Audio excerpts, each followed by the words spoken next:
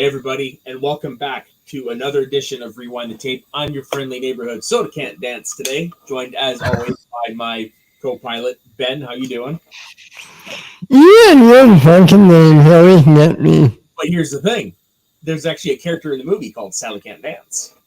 I know, but still, I know I'm sitting here. It's like, and they're always last minute. I'm just like, okay, Frig, what do I do? What do I do? So it's literally, I'm thinking right before I hop on screen with you.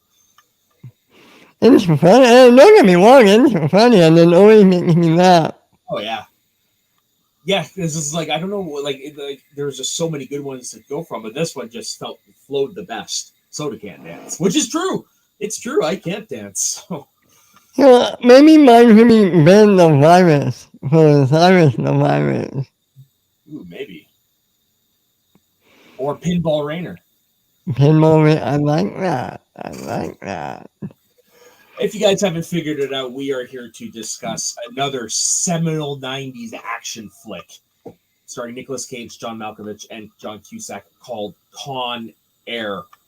Wow, is this a movie? This is one heck of a movie.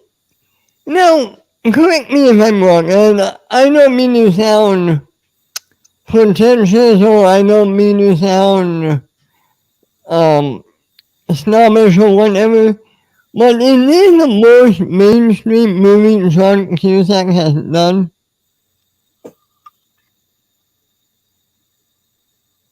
No, hold on. I'm gonna look that up because I don't think it is. I know it's probably like his biggest action movie he's done for sure. Well, I know he did a Hot Tub Time Machine, but I feel like even that is not huge. Huge. Yeah, that's definitely not huge. 2012, that's not really a huge movie either. Well, he was known for his romantic comedies like Serendipity or America's Sweethearts because those had names. And of course, earlier in his career, he was in Eight Men Out in late 1980s. Of course, he had his teen dramas. So I mean, like, yeah, but when you really call those mainstream? No, you know what? I did just going over his filmography. I would definitely say this is his biggest mainstream movie. So you're not wrong. You're not wrong. Do you think he's that picky, or do you think he's just not that good to make movies like this? No, I just think that's just those are just the movies that he's offered, and those are the movies that he likes to do. You know what? I did like him in Hot Tub Time Machine. The Great White Buffalo. Great White Buffalo. I love the villain in that. You know who plays the villain, right? This was the first time I ever saw Sebastian Stan. I think, depending on the year, it might be. It's before Captain America. No. He was on the show before MCU. What year was Hot Tub? Hot Tub Time Machine was 2010. Okay, so it was before. He was on Once Upon a Time as the Mad Hatter. Yes. I said he had to leave because he got Captain America. Exactly. Which, don't get me wrong, I love him as Bucky Barnes, but the way he played the Mad Hatter was so interesting. I kind of wish he could have done more. I had forgotten that he was the Mad Hatter until you just started talking about it. He was only the first. He was only like in 1 or 2 episodes, and he was great in that. But I thought he was in more than that. Oh, okay. Maybe 3 or 4, but it was a really minor role for him. I just remember it was the first season, yeah. And then he got Bucky Barnes and Captain America, and he exploded. Exactly. Rightfully so. But yeah, no, Hot Tub Time Machine was definitely the first place I saw him in. As the stereotypical 80s, I'm going to get him, those Russian communists. I love it. We should have that movie too. I love that movie. Not the second one. The second one was not good. And like, is that really a movie? Like, I remember Zoolander, but I wish they made a Zoolander too. I never saw Zoolander 2. I had never seen it. I'm not going to. If it's anything like It makes Independence Day Resurgence look like a fucking I'm not gonna masterpiece. lie, I kind of wish they hadn't done Anchorman 2. I really think that it is not good, but it's better than. Okay, it's better than number 2, even though I like that movie, and it is. Cut of Anchorman 2 that they released on Blu-ray in the combo is one of the worst things I've ever seen. Like, at least it's for sure one of the unfunniest things I've ever seen. I did not laugh once. Oh my gosh, really? Yeah, I did once. I barely laughed at the theatrical cut. Oh. Yeah, it was not good, is it? Or turning out to be a werewolf. I do remember that. Oh, and I never thought I would see Will Ferrell and Will Smith in a movie together. Right. And this one, was it this one or was it the first one? The second one or the first one that had Kanye West representing MTV? The second one. Okay, because I remember like, okay, something about Kanye West at the moment.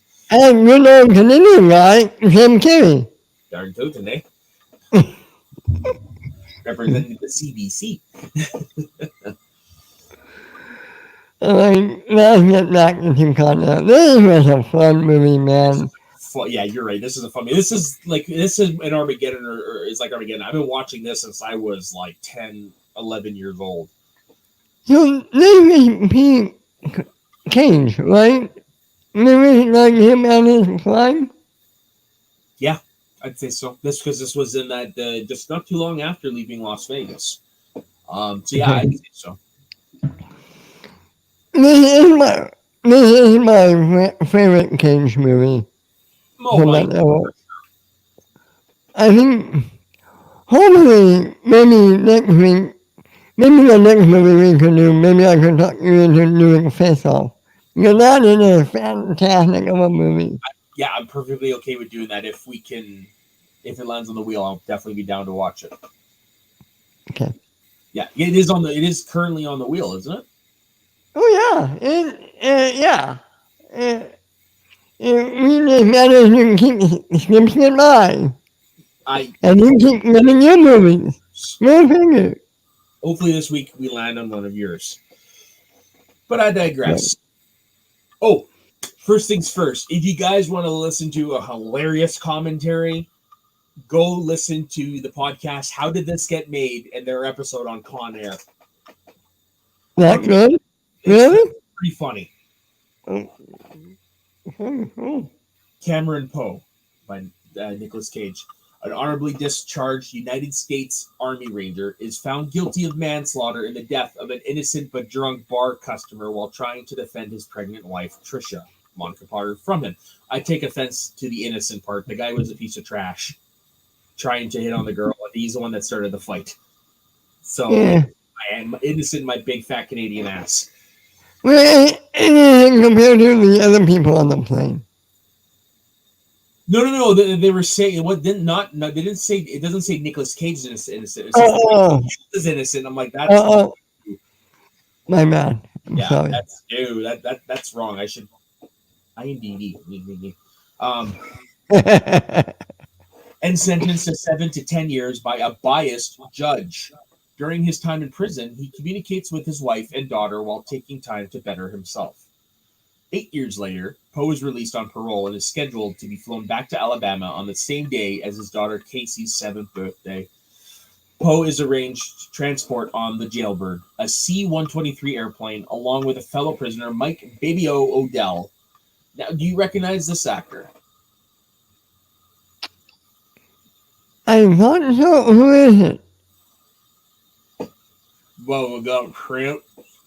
Oh, you're kidding. Yeah, Bubblegum.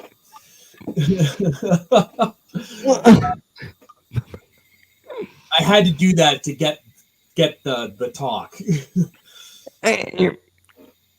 Mama says like a piece of chocolate. You never know what you're going to get. Oh yeah, Mama says, Mama does. This prison transfer flight is being used by U.S. Marshal Vince Larkin played by the great John Cusack, to transport a number of notorious violent criminals to a new Supermax prison. These include Billy Bedlam Bedford, convicted of murdering his wife's entire family after he caught her in bed with another man. Nathan Diamond Dog Jones, played by Ving Rhames, a black supremacist who bombed an NRA meeting claiming that, quote, they represented the basest negativity of the white race. Then wrote a New York Times bestseller from prison that apparently is getting a movie adaptation starring Denzel. Johnny 23, the great Danny Trejo. This is the very first time I ever saw Danny Trejo, a serial rapist who he said would be Johnny 600 if they knew the truth, which was just, ugh. And the way we'll get to it in a bit, but the way he dies is like, whoa, that's rough. Yeah.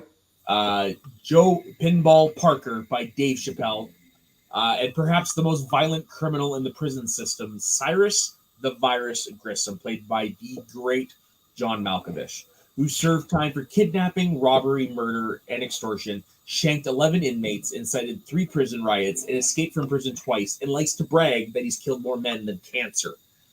Speaking of John Malkovich, have you ever seen me, John Malkovich? No, I never have.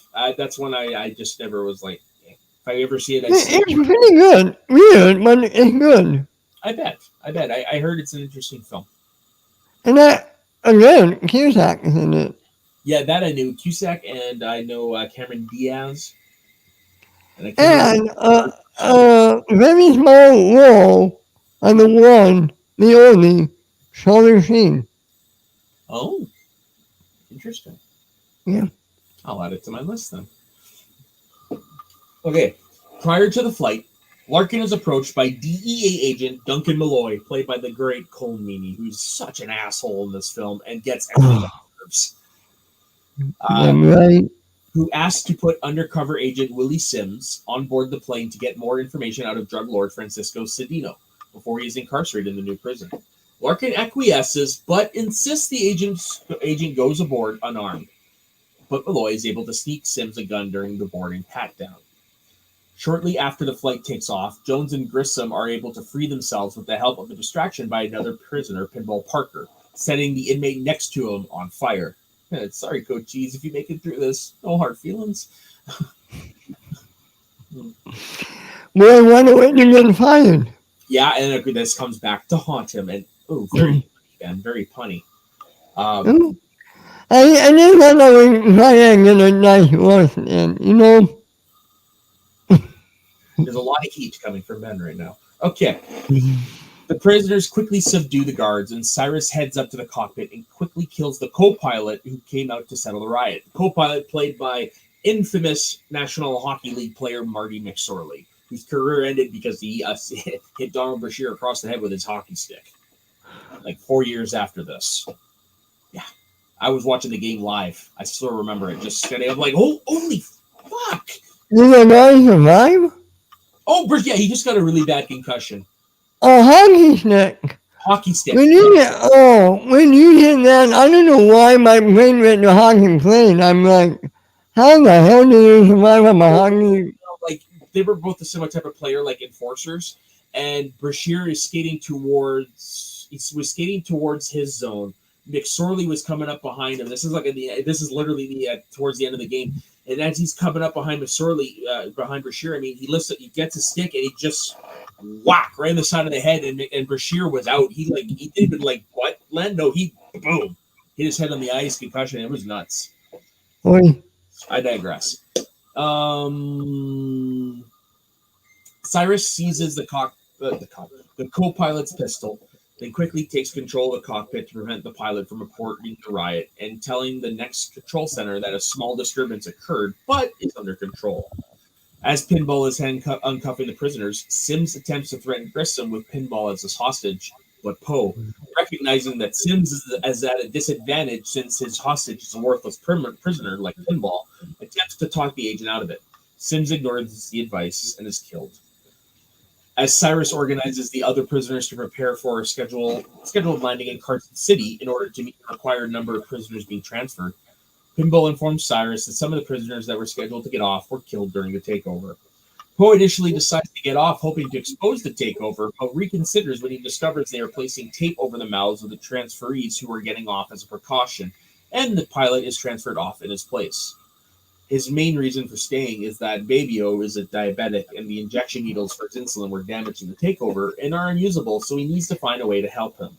Also, Johnny 23 is after the only female guard on the plane, Sally Bishop, despite the fact that Cyrus, who also shares a strong distaste towards rapists, has threatened to kill Johnny if he attempts to rape her. Oi. Oi. Pretty rough. He's got a tattoo for every victim, which is like, that's just wrong. Poe spots a recording device on Sim's body. He transfers it to one of the guards that are being substituted for dead prisoners, hoping it would attract the attention of the guards in the prison bus. Upon landing to refuel and pick up more prisoners to take them to freedom, Cyrus ensues that the prison transfer goes smoothly. Among the new prisoners boarding are drug lord Francisco Cedeno, the mastermind of the escape, and who Sims was sent to interrogate, transvestite serial killer Ramon, Sally Can't Dance Martinez, their new pilot, Swamp Thing Williams, played by the great MC-80. I love MC-80. And cannibal serial killer Garland Green, played by the great Steve Buscemi, known as the Marietta Mangler. Grissom instructs Pinball to hide the plane's transponder, and despite Poe's efforts, the plane leaves Carson City without problems, even though the guards on the prison bus discover the true identity of the prisoners on the bus. And backup arrives too late because the prisoners spotted their vehicles approaching the runway. Around that time, Larkin discovers the plans for the plane's takeover in Cyrus's old jail cell and narrowly avoids getting killed on his way out when one of the guards disregards his advice and opens a small cigar box that has a bomb hidden inside it. Let me ask you this. When you say this is your favorite Steve Buscemi role?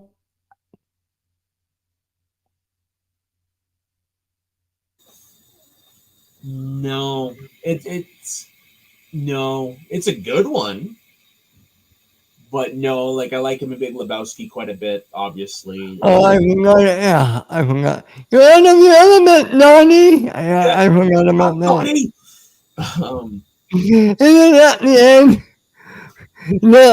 it is Donnie's ashes, right? That flies in. It is. It's like, oh. I also liked him in his brief cameo in Billy Madison, where he's the guy. Man, I'm calling that guy. Yeah. And then I love when he hangs up, he like checks across the name of the list. You hear the music go up, and he just lies there. He puts on lipstick. I'm like, And then, let's not forget, in more than a cameo, his little part in Big Daddy as a homeless man. Is Big Daddy on our list? Because I haven't seen it in almost 20 years. Oh, I didn't see my list. I haven't seen it in the longest time. That might be, I'm going to say might be my favorite one. It's in my top 3 Sandler movies. Easy. Even top 4. I just want to see like what other big ones I like him in. Just give me a moment here. Because he's in a lot of movies that I've enjoyed over the years. Well, this isn't your favorite, apparently. Okay. Oh no, it's one of them, but it's not my favorite. No, it's not the first one I think of per se. Oh yeah, of course when he was the best man at fucking in the Wedding Singer was a good one. Oh! Yeah. And then at the end he's got his own bar band. Oh, dude, Randall in Monsters Inc. The lizard, the bad guy. Okay, can I be honest here? I only seen that movie once and I barely remember it. Dude, that's perfectly fair. Anyways, let's get back to the movie. Yep. Back to the convicts.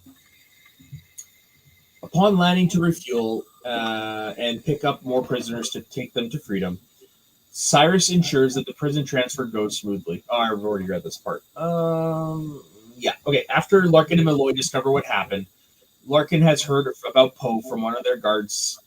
Suspects Poe is on their side. Malloy, against Larkin's advice, immediately takes off to follow a plane's transponder, which, unknown to him, was stuck aboard a sightseeing plane. Poe, along with Jones, go into the hull to determine the cause of the plane's slow speed and find that Pinball's body is lodged in the landing wheel compartment, having missed the plane taking off. Poe takes the opportunity to write a message on Pinball's shirt to Larkin and pushes the body out of the plane, where it lands in the middle of traffic in Fresno, California. Well, that's something. And also, that is one of the worst dummies I've ever seen. You have to remember, it's the 90s, man. I know. Still. There's a good special effects artists out there. Is there? It almost looked like the C-level actor version of Dave Chappelle, if that makes sense. It's like the guy that the knockoffs get if they can't get Chappelle. You idiot! You can't put this not numbers. What movie? I don't remember. Seriously? Yeah. Space Mode. Oh, sorry.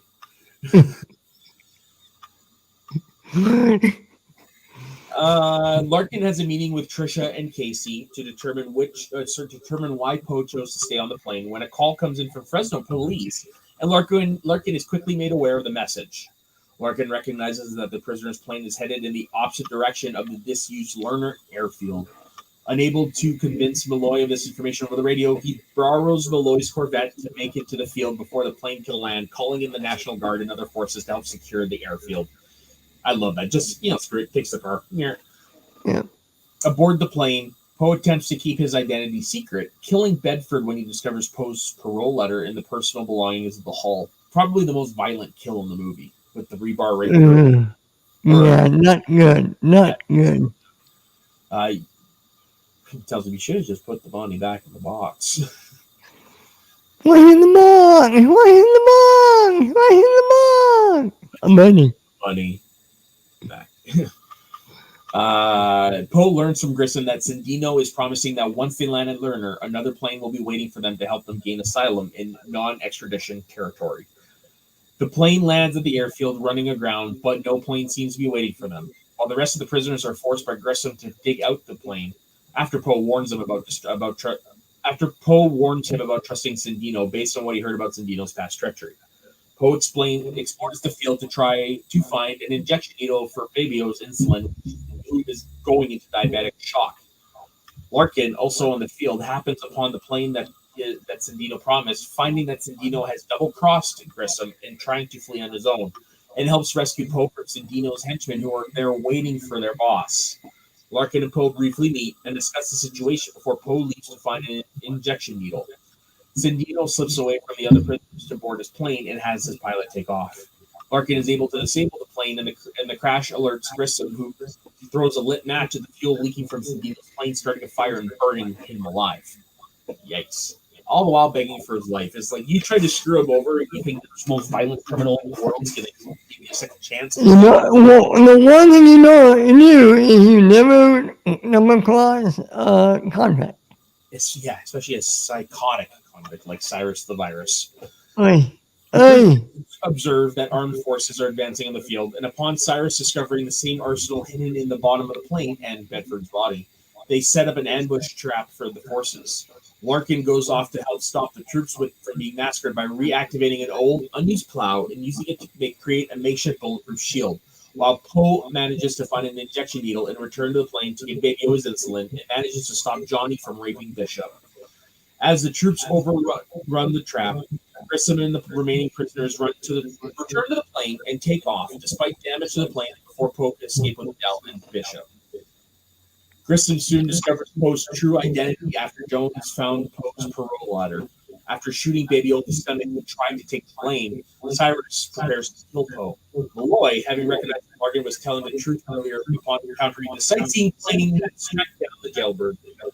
He has his helicopter pilot open fire on it and disables one of the engines. Now, they glossed over one of my favorite parts of the movie, is when they hook up the car to the plane. And he's like, no, that's not my car. And all of a sudden Larkin pulls up and he's looking off in the distance, and all of a sudden it hits the tower and it flips right in front of him. And he's like, ah! It's like that. It isn't a Michael Bay movie, is it? It's not. It feels like it, doesn't it? Though It feels like a total Michael Bay movie. it's often miscredited as, but it's a Jerry Bruckheimer film. There's some other directors at the time, so I think. No, Jerry Bruckheimer is a producer. Oh, you know who directed it? A gentleman named Simon West. Interesting. Yeah, hold on. I'm gonna look him up real quick. Let's see what other movies he has directed. Simon West. Okay, he directed the first Angelina Jolie, Lara Croft. Oh wow. Okay. He directed the movie The General's Daughter with John Travolta. The movie When a Stranger Calls. He directed The Expendables 2. And that's the last thing of note he did. Oh wow. With Grissom and the others distracted, shooting from the aircraft's ramp at the helicopters, Poe gains control of the cockpit after hand-to-hand combat with prisoners in his path and orders not to fire. When Larkin in a second helicopter tells Malloy about Poe's identity as a parolee, Malloy orders hold fire and joins forces. His attempting to land the aircraft at McCarran International Airport in Las Vegas, the crippled jailbird is forced to crash land on the Strip. The landing causes injuries and fatalities among the inmates while also causing massive destructions along the Strip until it comes to a halt in the lobby of the Sands Hotel. Amid the chaos, Poe is thanked by both Odell and Bishop for their help as the police arrest the surviving prisoners. Now, this is where I mentioned Johnny 23's death earlier. He said, "Yep, this one's dead," and they pull him away, and he was handcuffed to the thing. His arm is still there. How hard did they crash for his arm to be severed off? Yeah, but then you have to remember, it is a movie and it is supposed to be unrealistic, man. True, but it's like, wow, that's an impact. Yeah. Grissom, Jones, and Swamp Thing escape on a fire truck. Larkin and Poe see them trying to flee, pursuing them on motorcycles, eventually killing all three escapees. Jones being hit by Poe's motorbike, Swamp Thing hurtling through the windshield and being run over after Larkin floods the inside of the fire truck with water from the fire hose, and Cyrus being beaten by Poe, handcuffed to the fire ladder, and then sent flying after the truck crashes, leaving Cyrus to be crushed by a pile driver in a nearby construction site. Which is weird because they're on the Strip. Where the hell did that construction site come from? Oh, that's right. It was added in reshoots, and nobody did just like we just want it. That's literally what happened. Yeah. Poe is finally able to reunite with his loving wife and daughter, who have been brought by Larkin to meet him. In the final scene, a croupier at the craps table in one of Vegas's casinos asks a new shooter if he feels lucky. The shooter, Garland Green, who is the only prisoner who escaped, takes the dice, sips a margarita, and replies without a smile. Credits. Now, fun fact: the hotel that they crashed into was actually set for demolition. So when the production found out about it, they tried as fast as they could to book it before it demolished, and they contributed with the demolition. Oh wow, that's awesome! Not the first time in film history this happened. It happens actually quite a bit. Yeah, this was a fun movie, man, and great cast. I'm sorry. Great cast. Nicolas Cage's hair is never mentioned in this movie. Yep. Oh, totally. Not his weird accent. He would actually between takes pump iron to keep his physique, and I think it was reading this on IMDb last night. I think it was Entertainment Tonight caught him in the background doing that while filming on the set. It is important to me that wishes we would have gotten him as Superman. Yeah, that would have been interesting.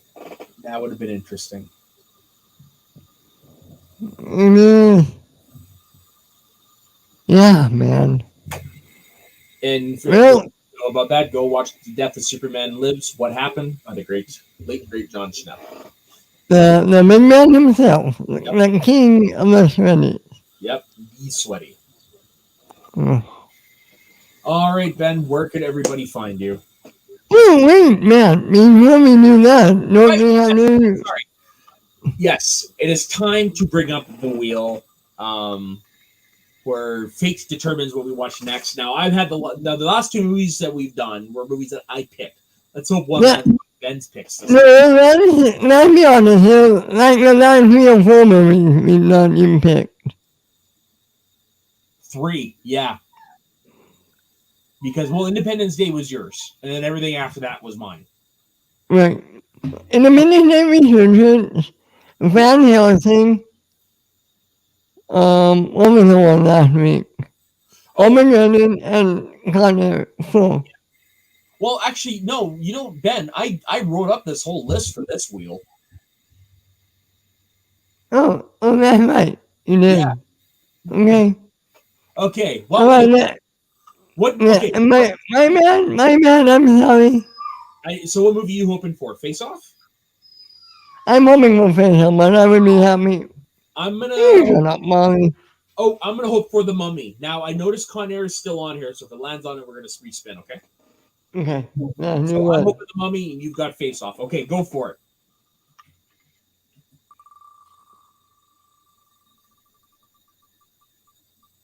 Ooh, neither. Cliffhanger. One of the few Stallone movies I have not seen. Awesome. That will be it. With John Lithgow as the villain. I love John Lithgow. Lithgow's the best. I love him in oh, thank you. If you're not from the sun, he's so funny in that.